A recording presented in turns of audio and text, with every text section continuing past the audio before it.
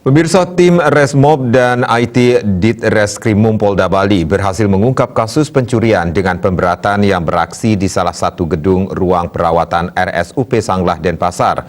Modus operandinya, pelaku berjalan di sekitar gang rumah sakit di tempat istirahat penunggu pasien dan mengambil barang-barang berharga milik korban. Diketahui aksi pencurian ini setelah laporan dari korban Putu Dindim Pangastu asal Kramitan Samsam Batuaji, Tabanan. Saat itu korban dan calon istrinya datang ke rumah sakit untuk membesuk calon ibu mertua dan duduk di ruang tunggu pasien sebelah kamar pasien.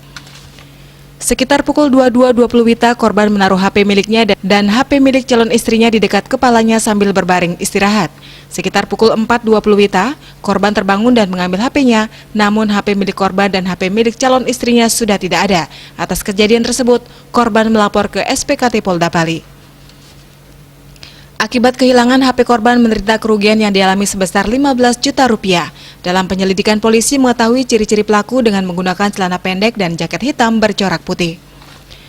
Selanjutnya, polisi melakukan pengejaran dan berhasil menangkap Burhanuddin asal Jember. Pelaku memanfaatkan kelalaian keluarga korban yang sedang istirahat menunggu di ruang lorong rumah sakit. Pelaku adalah profesi sebagai tukang servis HP keliling keluar masuk rumah sakit. Penyelidikan dilanjutkan untuk modus operandi yang sama di TKP rumah sakit lainnya di Denpasar.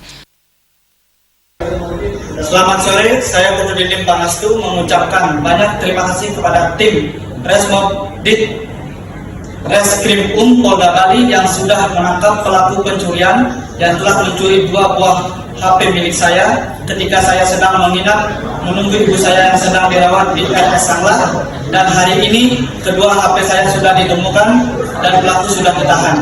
Resmob Polda Bali, jaya, jaya, jaya. Raiswantara, Bali TV.